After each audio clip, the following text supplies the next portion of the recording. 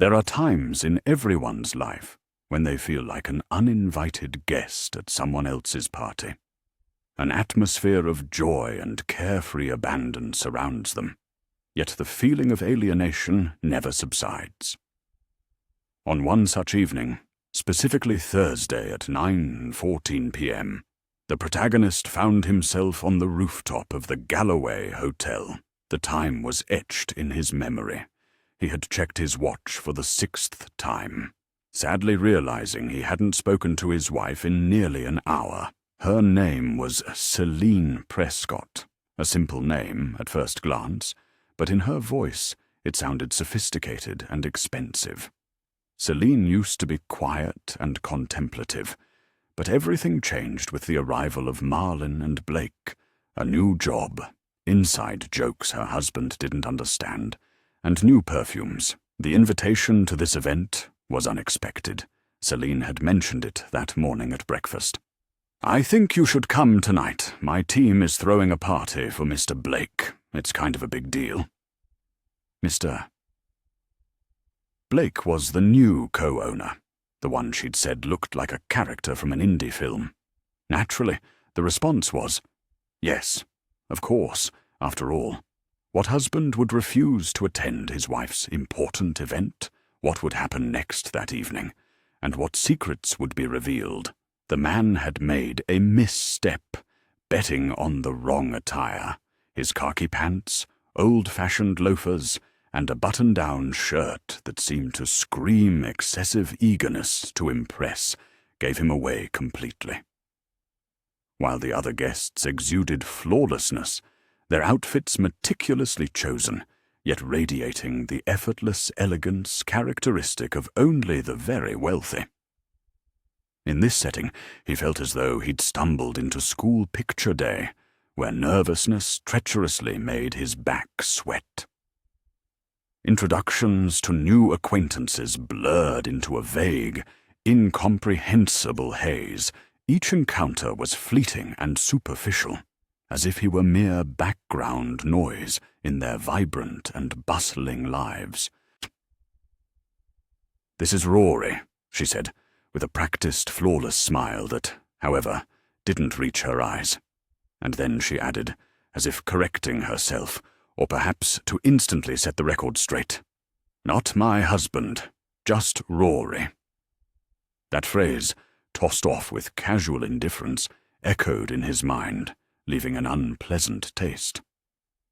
One man gave him a nod without even making eye contact. Another inquired about his profession, but, upon hearing he was in data auditing, immediately turned away to strike up a conversation with a woman in a sparkling dress. Such was his welcome committee in its entirety. And then she vanished without a word of goodbye or a promise of quick return. She slowly crossed the room, heading towards the velvet seating area where Mr. Blake was situated. With a light touch, she caught his attention, leaned in, and whispered something in his ear. He burst out laughing in response, and she remained there, in his company. He watched the scene, frozen with an untouched glass in his hand. His jaw tightened. Anger hadn't yet consumed him, but a sense of absurdity had already taken firm hold. He felt like a spectator who had arrived late to a play, with all the key events having already transpired. A passerby, sliding past, quietly murmured, "I thought he came alone." She probably didn't intend for him to hear it, but the words only emphasized his utter irrelevance to the proceedings. He left the venue without a fuss, no reproaches or farewell notes. He simply exited the way he came in, past the doorman, who gave him a sympathetic glance. And then, 10 minutes later, as his car was leaving the parking lot, her name lit up his phone screen, a text message, just one short phrase, "Please come back." She had seemingly ignored his presence all evening, but now, suddenly, she needed him. He stared at the phone screen. The car was still in the parking lot. engine running. And for reasons he couldn't quite grasp, he didn't reply immediately. He didn't go back, not that night. He continued to drive aimlessly through the night city until his car stopped in the parking lot of a Taco Bell. It was past midnight, the engine was still running, and the short message was frozen on his phone screen. "Please come back." No emojis, no explanations, as if those 3 words could erase 2 hours during which she had pretended there was a chasm between them. What struck him most wasn't the message's content, but its timing. Exactly 9 minutes had passed since he left. Not 3, not 20, but precisely 9. As if something had happened, or was supposed to happen, in that brief interval. And for a moment an unpleasant thought pierced him. Had his presence interrupted something? He didn't reply, nor did he block her number. He simply watched as the message slowly faded from the screen, giving way to midnight. He eventually returned home, but she wasn't there, which, however, came as no surprise. When he opened the front door, their dog, Winnie, didn't even make a sound. She just looked at him with that bewildered expression dogs get when their owners return at an unusual hour. He took a blanket from the hall closet and collapsed onto the sofa. His mind was a chaos, but his body was utterly exhausted, as if he'd run a marathon without moving. She returned around 3:40 in the morning. He knew it from the click of the lock and slightly opened one eye. She stood in the hallway, as if hesitating whether to come in or go back out. She held her high heels in her hand. Her makeup was smudged, not like from tears, but more as if it had been ruined by kisses or hastily wiped away. She didn't notice him on the sofa, and quietly, like a ghost, went upstairs. He remained silent, just listening to the sounds, a closet door opening, a drawer sliding out, water running in the bathroom, her phone vibrating twice, and then silence descended. That morning, her demeanor radiated energy, as if she had just completed an invigorating run. When he entered the kitchen, she was already awake, her hair neatly tied back, the aroma of freshly brewed coffee filling the air, and her phone lying face down. Instead of a greeting, she dryly stated a fact. "You didn't come back." He met her gaze and asked directly, "Why did you text me?" She showed not the slightest sign of embarrassment. "Because you left," she replied. "That's not a reason," he countered. She merely shrugged in response. That gesture, once charming to him during their courtship, now felt like evasion, an attempt to hide behind a meaningless movement. Her gaze drifted into her coffee mug, as if the answer she dared not voice was hidden there. After a long pause, she said, "Blake asked where you were." Blake, her boss, the same Blake with whom she exchanged laughter, as if they shared their own language, understood only by them, the same one who allowed himself to touch her lower back, with a familiarity as if she were his property. She framed the situation as if her concern about his disappearance was solely because Blake had noticed his absence. His throat went dry with bitterness. "Did he say anything else?" he asked. After a long, scrutinizing look, she replied, "He said you seemed distant." He wanted to burst out laughing. Distant? Wasn't she revolving around another man, like a planet caught in his gravitational field? Wasn't she presenting her own husband as an insignificant addition, a footnote in someone else's story? However, he remained silent, merely stating dryly, "I see." The woman reached for her phone and quickly tapped on the screen. Despite a barely perceptible tremor in her fingers, she tried not to betray her nervousness, casually tossing a strand of hair back.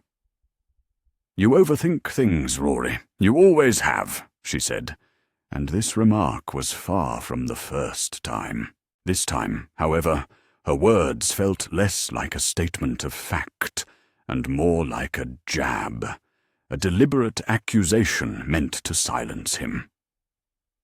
Before leaving for work, she left a light kiss on his cheek, almost devoid of warmth or sincerity, like a gesture meant for outsiders to create an appearance of well-being. As soon as the door closed behind her, the man, left alone, finally opened his phone's browser and typed into the search bar, "How to recognize emotional infidelity in a wife." The search results caused an unpleasant sinking feeling in his stomach. Half of the signs already matched his situation, and the rest lined up in an ominous chain, like dominoes, foreshadowing an inevitable collapse. And then, an episode from last night, which had previously escaped his notice, resurfaced in his memory, something he only realized now, in the silence and solitude, immersed in his thoughts. As he left the noisy evening gathering, his path led past a table modestly situated on the outdoor terrace.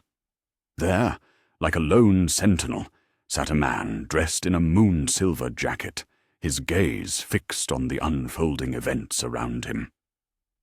As he passed by, the man's eyes met his, and he uttered a phrase that sounded more like a statement of fact than a question.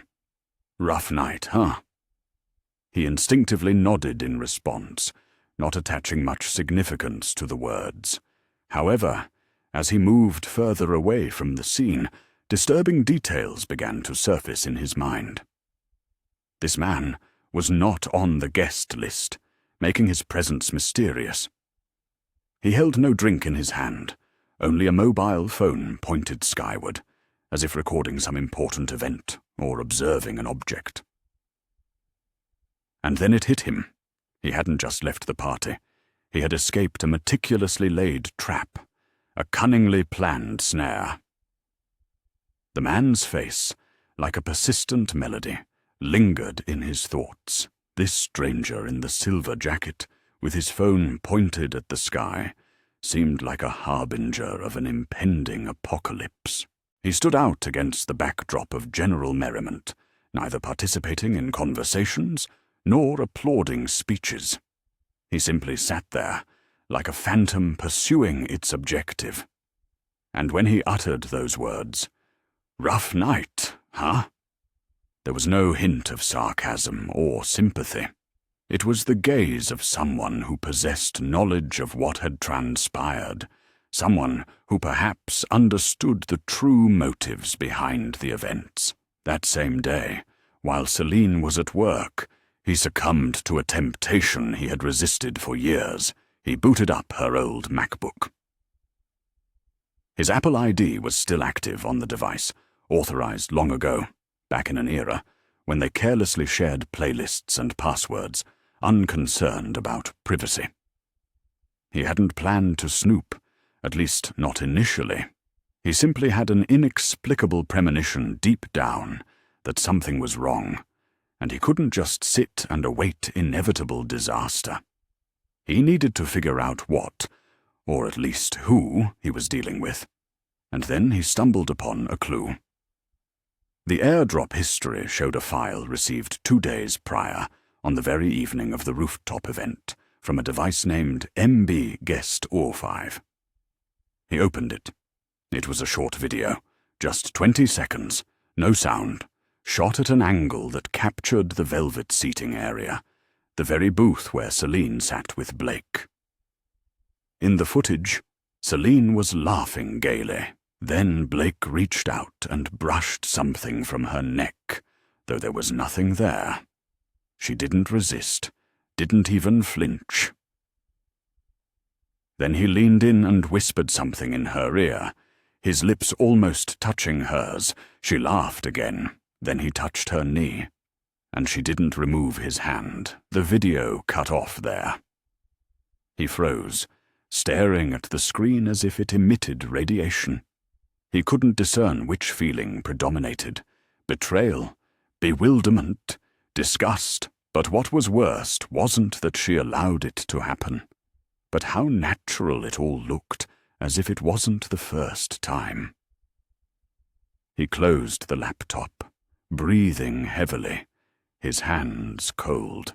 He wasn't going crazy, wasn't imagining things. That stranger on the terrace, in the silver jacket, he was the one who sent this video. And now the main question.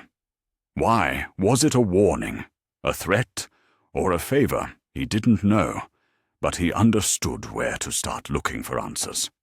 With the hotel.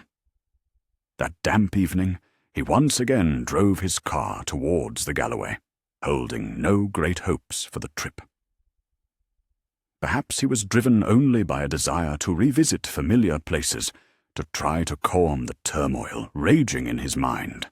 And then, as the silhouette of the Galloway appeared ahead, he again noticed the same figure in the silver jacket, the same spot, but a different night, and still the same phone in hand. The stranger, noticing the approaching car, curled his lips into a smirk and straightened up, as if he had been waiting for his arrival all this time. "You came back after all," he said, with a strange satisfaction in his voice, adding, "Took you long enough." "Who are you?" he blurted out, dropping all pretense. The stranger extended a hand in greeting. "My name is Elias. I'm in media." He ignored the outstretched hand, and Elias merely nodded slightly, as if he had anticipated such a reaction. "Your wife is quite an interesting person. She acts as if she doesn't suspect she's being watched." "I'm not here for small talk," he ground out. "Neither am I," Elias replied with his usual composure. "Let me ask you a question, Rory. Did Celine tell you about her trip to Miami?" "What trip?" he asked, surprised. Elias smirked again. "Exactly." He stood, feeling his heart pound furiously, barely restraining the urge to clench his fists. Elias, without rushing, took out his phone and tapped something on the screen. "Your wife isn't just staying late at work, Rory. She's actively networking, building leverage for herself." Inside, everything boiled with rage. He wanted to scream, but he remained silent because, deep down, he knew Elias was telling the truth. Another video appeared on the phone screen, filmed in a hotel room. The faces in the recording were blurred, but one of the women was wearing a blouse exactly like the one Celine had worn that evening. Her laughter was unmistakable. The video cut off before any explicit scenes, but it was enough. The body language spoke volumes. Something seemed to snap in his mind, not from what he saw on the screen, but from Elias's indifferent tone. "What do you want from me?" he asked. "Nothing," he replied. "I just thought you should know the truth. People like Blake don't change, and women like your wife don't just come back unless they're afraid you've figured everything out." With those words, Elias simply turned and left, uttering no threats or demands, simply dropping this bombshell and disappearing into the night. Upon his return home, Celine was casually in the kitchen, as if nothing had happened. She asked if he wanted Thai food or sushi. He replied that he had no appetite. Celine's gaze, full of fleeting suspicion, slid over him before she casually dropped, "By the way, I might have a business trip coming up." His sarcastic reply was immediate. "To Miami, of course." Only a nod followed. "Be sure to let me know the dates."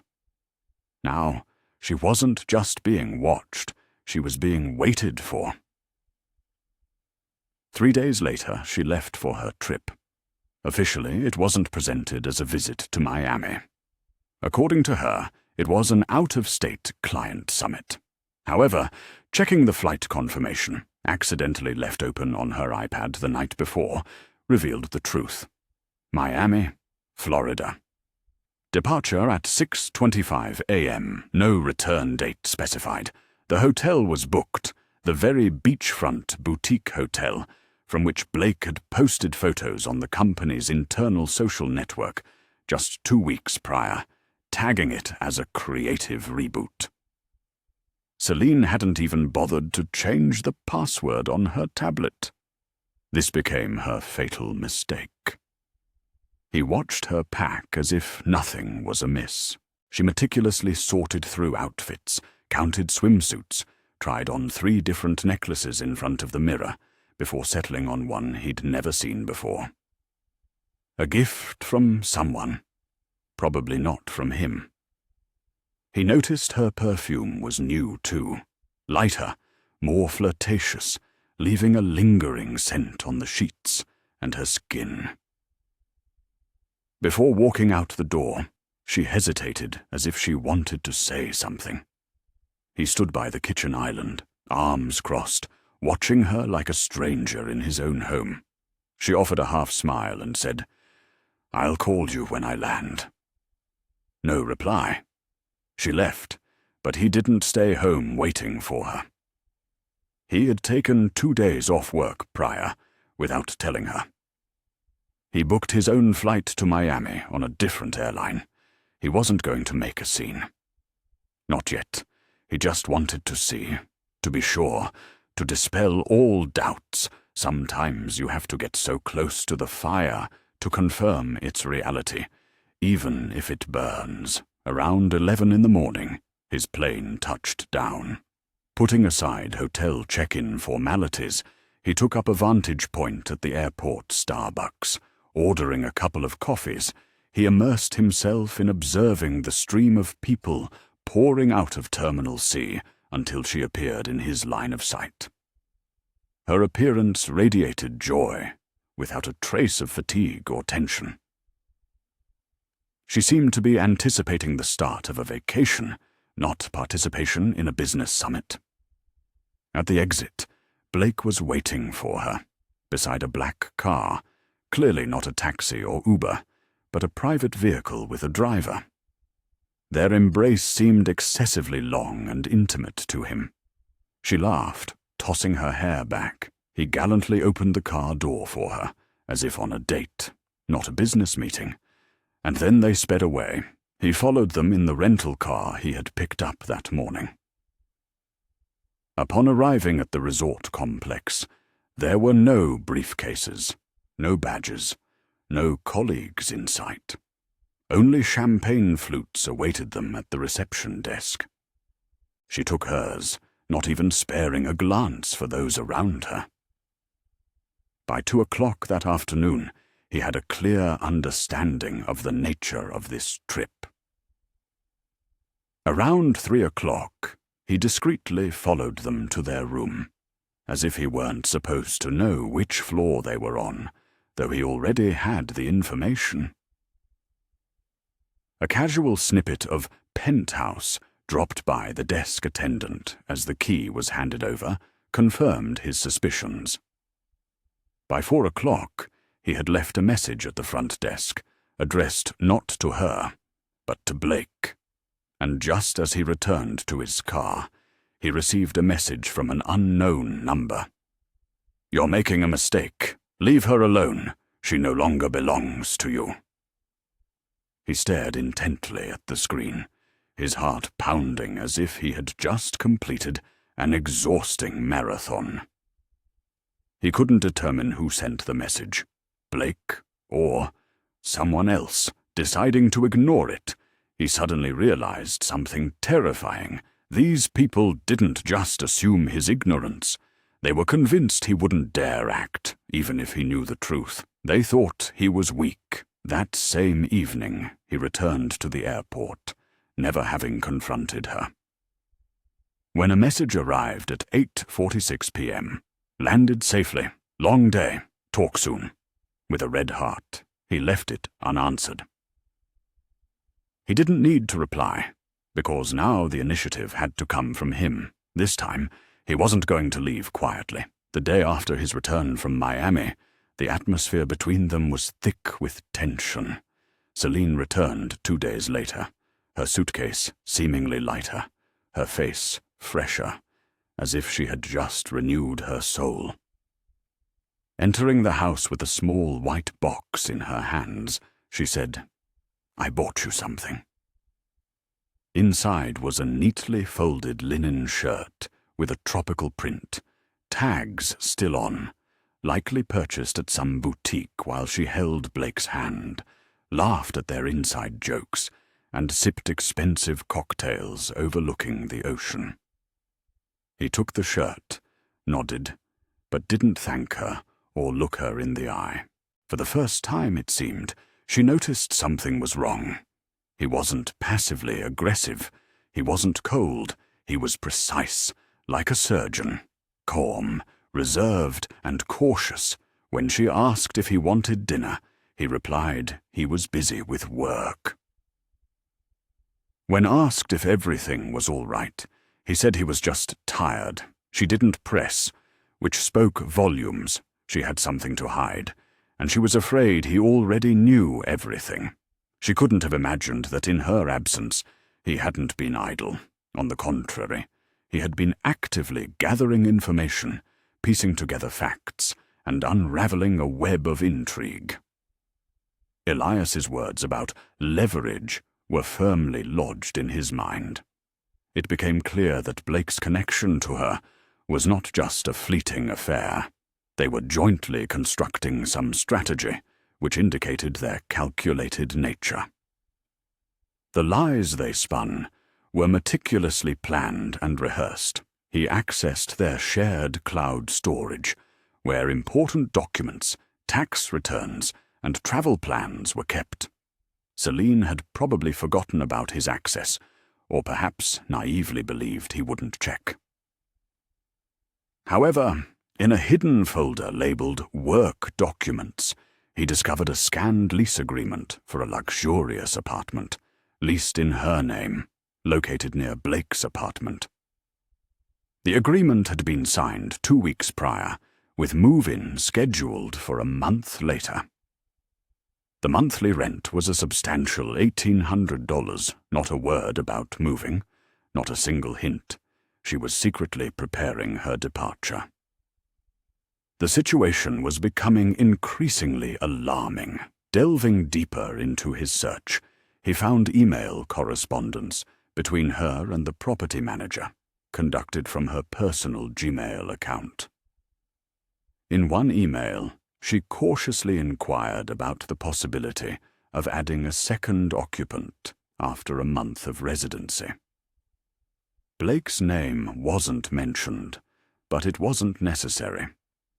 He was listed as the emergency contact, his phone number, work email address, and initials prominently displayed on the last page of the application. They were planning a life together behind his back.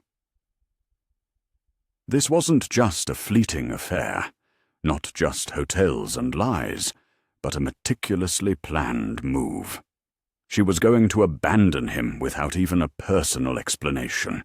His insides felt like they were turning to ice, despite the storm of emotions engulfing him. He decided not to make a scene. His intuition told him there was something more behind the betrayal, a secret he hadn't yet touched. He needed to understand the motives behind her actions. Why him? Why now? What prompted her to decide on such a quiet and definitive destruction of their marriage? That memorable evening, he called Elias, who answered almost instantly, after just a couple of rings. "I'm sure they're up to something," he stated. A short pause followed, broken only by quiet breathing on the line. "Your fears are not unfounded," Elias finally said. He continued, trying to get to the bottom of what was happening. "You mentioned she was building leverage. What did you mean?" A note of regret entered Elias's voice. "I didn't want to get this deep into it." However, realizing there was no turning back, he added, "Since you're involved, I'll tell you this. Blake doesn't just have affairs with women. He turns them into tools. He places them in key positions, bestows impressive titles, creates the illusion of career growth until they find themselves trapped, with no way out. Think about Celine. She's been promoted twice in the last 6 months, hasn't she? Without the proper education, without experience in large companies. And suddenly her name is appearing in press releases and internal reports. What he heard left him stunned. Yes, that's true, he confirmed. And that's not because she possesses outstanding abilities, but because she unquestioningly obeys his will. Those words felt like a painful slap. He felt a surge of hatred for Elias for voicing this bitter truth. But deep down, he already recognized its validity. Celine hadn't just succumbed to a romantic infatuation. She had become part of a meticulously constructed system, voluntarily selling herself into servitude. Then Elias uttered words that would be etched in his memory forever. Like a bolt from the blue, his question rang out. "Did she tell you about the pregnancy?" He froze, unable to believe what he heard. "What?" He exhaled, hoping he had misheard. "I inadvertently overheard Blake talking in the hotel bar," Elias explained. He dropped a phrase about needing to sort things out before they took an undesirable turn. He was quite drunk, speaking too loudly and not watching his words.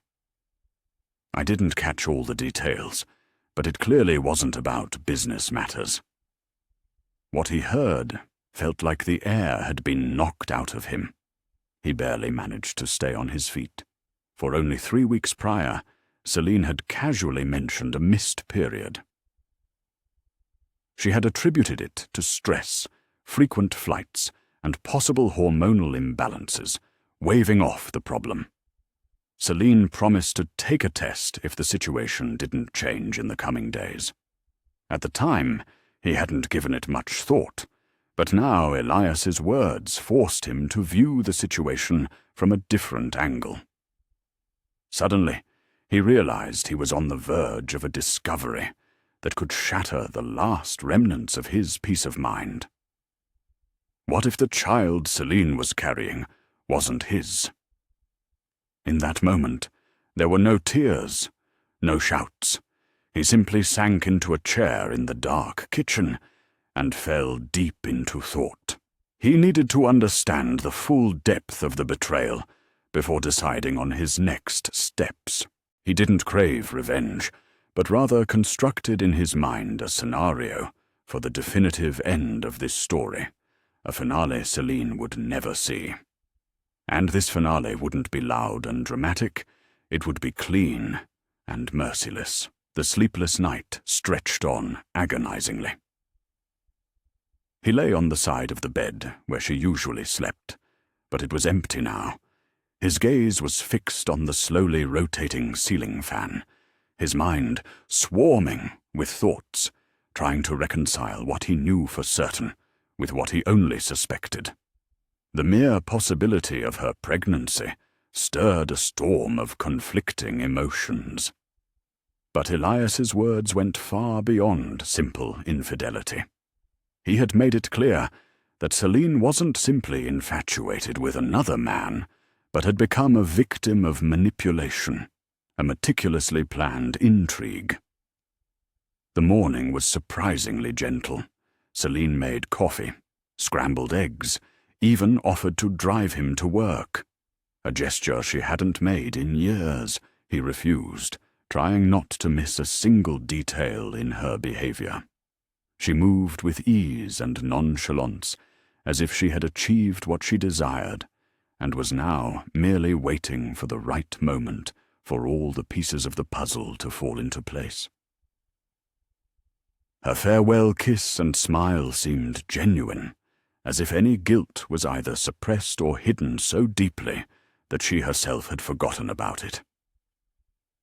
As soon as the door closed behind her, he turned on her laptop again, He wasn't looking for new evidence of her betrayal. There was already enough to destroy everything. Another question tormented him. Why was she silent? Why wasn't she taking any action? She had an apartment, a lover, this Blake, yet she remained, playing the role of a wife, making breakfasts, what was holding her back.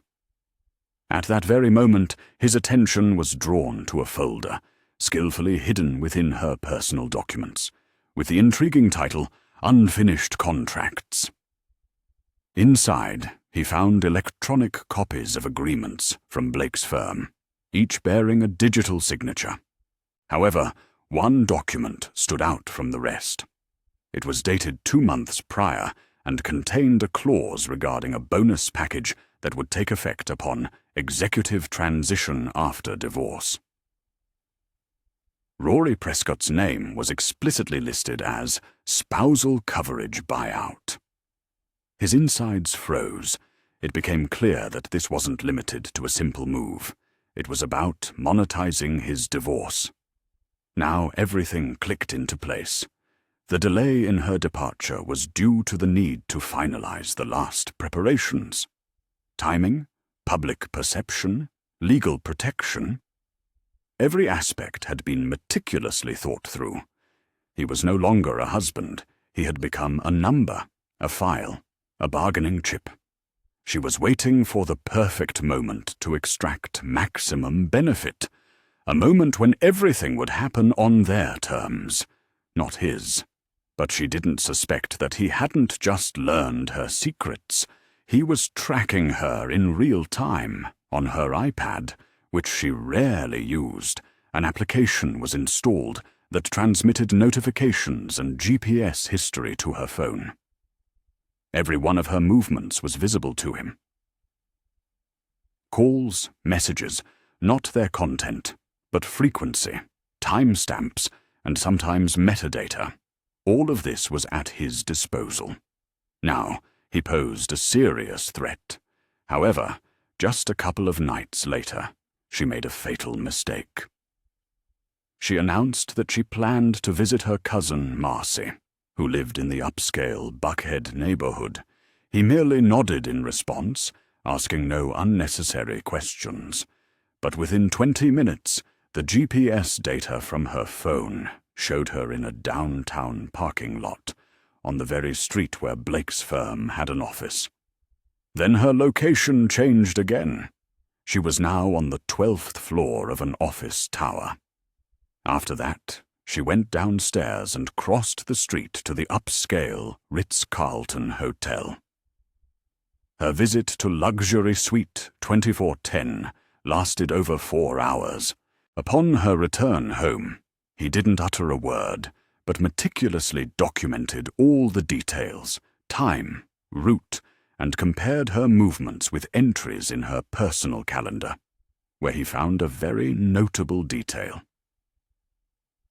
That same morning, she had a doctor's appointment scheduled with a gynecologist. She chose to keep this quiet, merely mentioning she had some errands after work. That night, observing from the bedroom, he noticed her typing something on her laptop. Her back to him, she seemed tense. Her fingers flew across the keyboard, betraying her nervousness. After a few clicks, she paused, then resumed typing, and abruptly closed the laptop lid. Taking advantage of the moment she went to shower, he opened the laptop and found a draft message addressed to Blake. The subject line read, "Confirmed." The body of the email contained nothing but that single word, which she hadn't yet sent. She was clearly waiting. That word, confirmed, echoed in his mind, like a siren's wail in a dark tunnel. She was pregnant, and she still hadn't shared the news with either of them.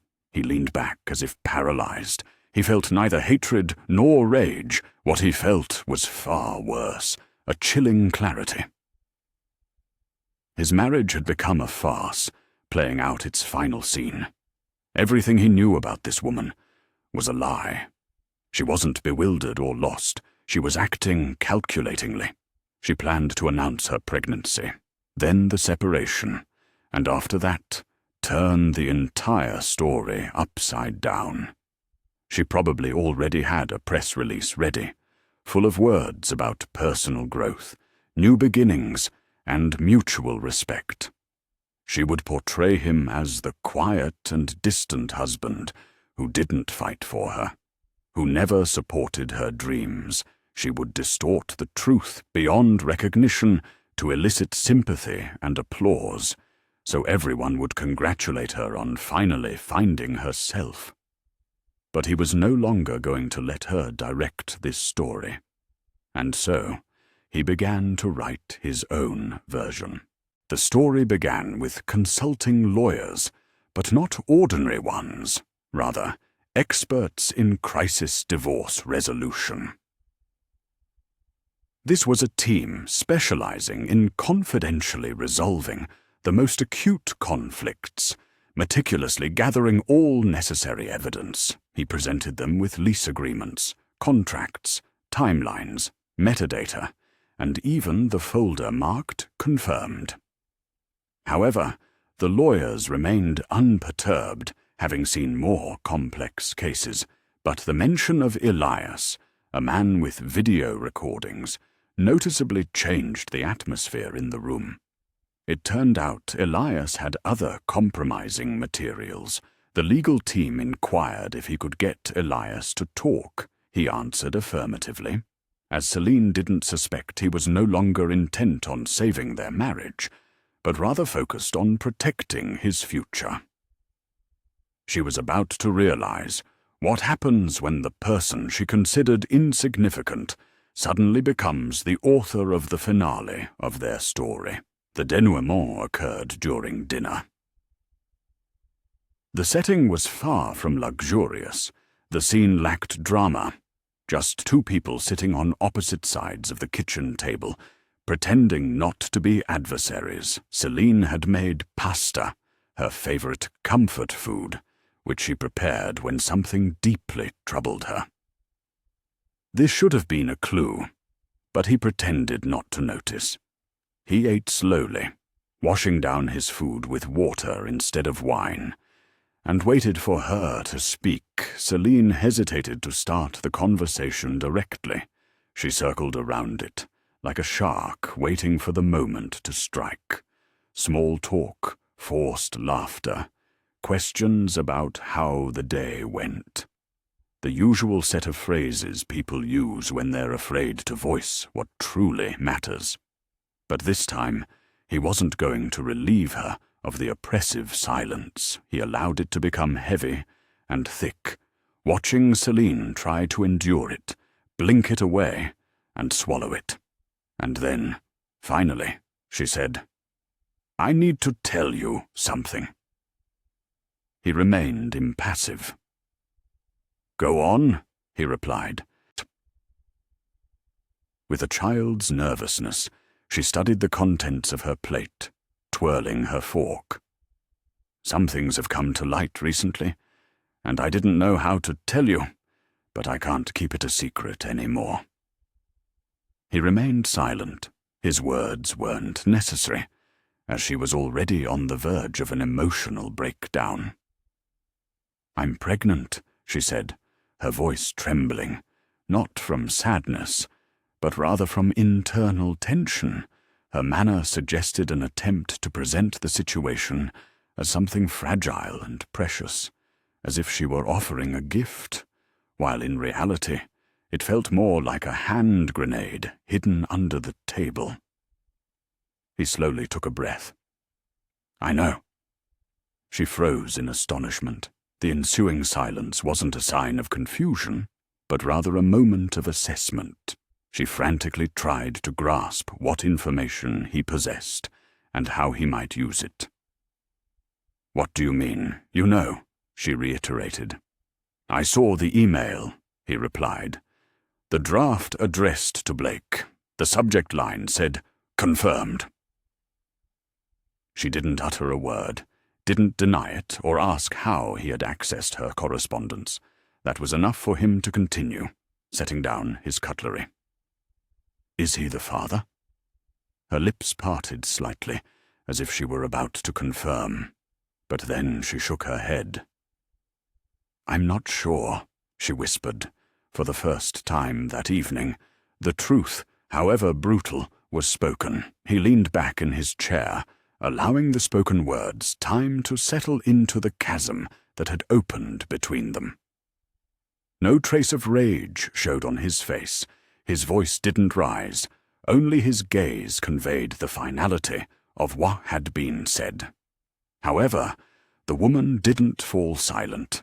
She claimed that what happened wasn't supposed to happen that way, that it wasn't even meant to be serious. According to her, at first she felt invisible, because Rory was constantly disappearing into work, engrossed in reading, or lost behind his devices, showing her no attention at all. Such was her truth, her personal interpretation of events. She didn't see herself as the villain, placing the blame on him, not for infidelity or lies, but for his failure to try and win her back when she started to drift away. She expected the man who trusted her to simultaneously doubt her, to fight for her, protecting her from the choices she made. Her voice trembled as she continued, asserting that Blake saw something more in her than just a wife. She admitted she hadn't sought to fall in love and hadn't planned it. He noted indifferently that, however, she had planned an apartment and a departure. Her expression twisted. A direct question about her feelings for the other man followed, to which, after some hesitation, she responded with an affirmative nod. The moment of truth, it seemed, should have crushed him, flattened him under the weight of betrayal.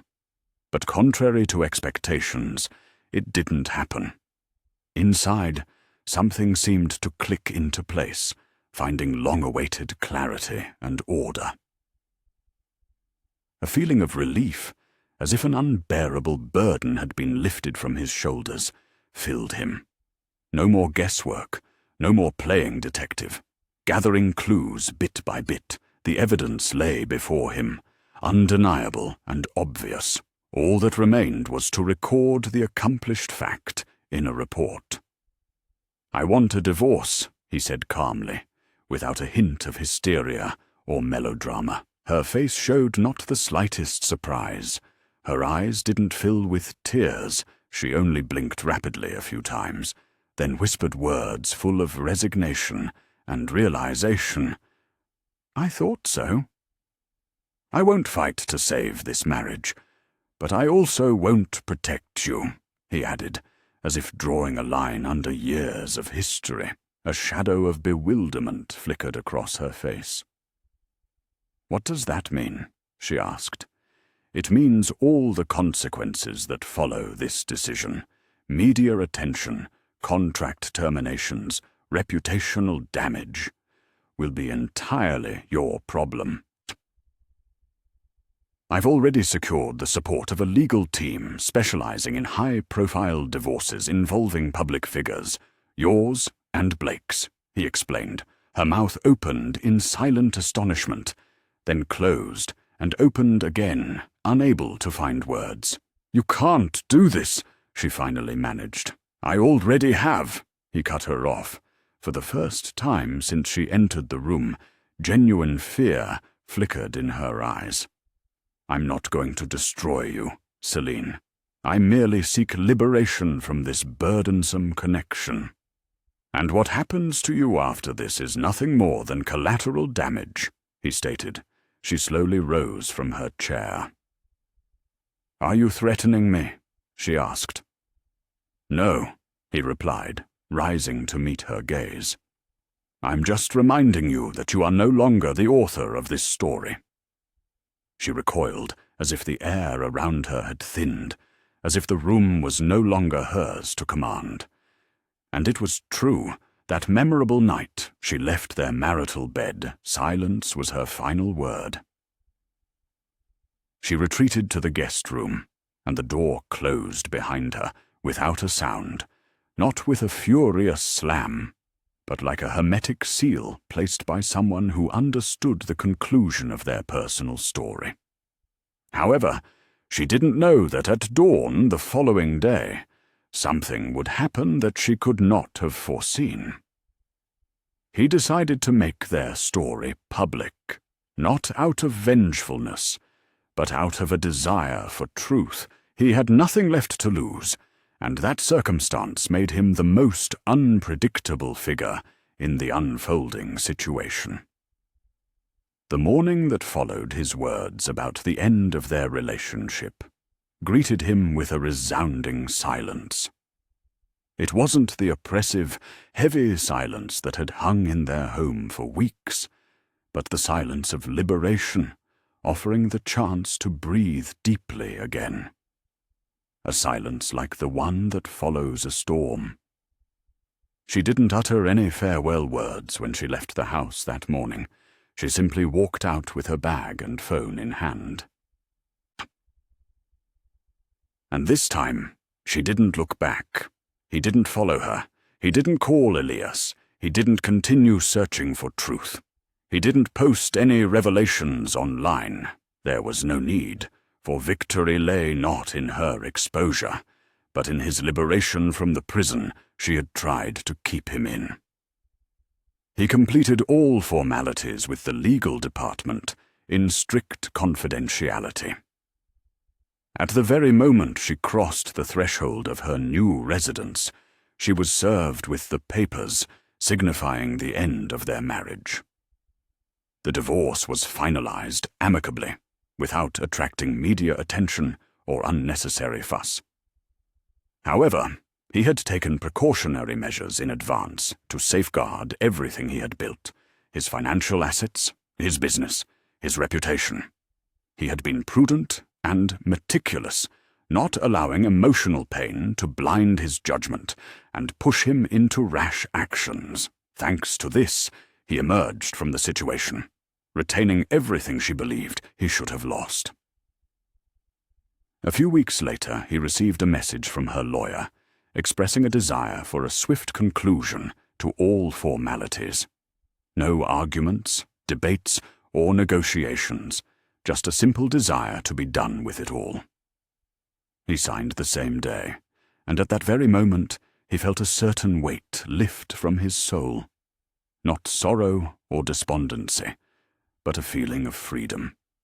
He sold the property, took their pet, and changed his residence, moving to a more modest and quiet town.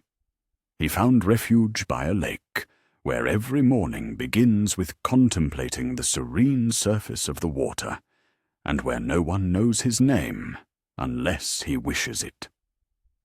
He resumed hiking, returned to his passion for music, and reconnected with people he hadn't kept in touch with for years, not because they had drifted apart, but because he had been entirely consumed by maintaining a marriage that, in essence, brought him no satisfaction, only dragged him down. And then, one day, a notification flashed on his phone, a message from her, concise and simple. "Hope you're doing well, think of you often." No reply, and it wasn't out of hatred, not at all. Deep down, he felt gratitude. She had shattered his former self, forcing him to reevaluate and be reborn. The pain she inflicted taught him to pay attention, not only to others but also to his own feelings and needs.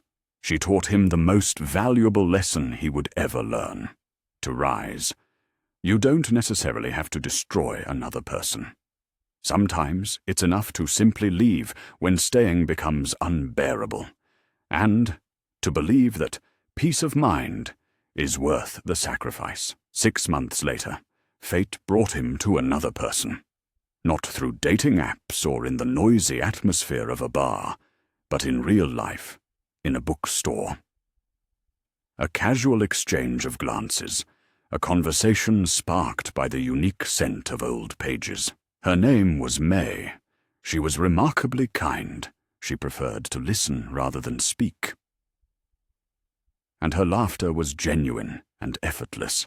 He opened his heart to her, not all at once, but gradually, sharing his experiences, and instead of seeing a man broken by the past, she saw someone who had survived it.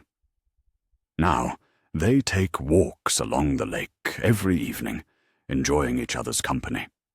No secrets, no intrigues, just real life, filled with slow, conscious breaths.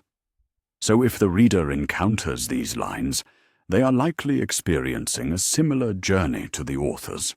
It's important to emphasize what often goes unsaid. Moving forward doesn't require closure in the conventional sense. Only courage is needed. The author didn't find justice in the usual understanding, but gained something more. He regained control over his own life.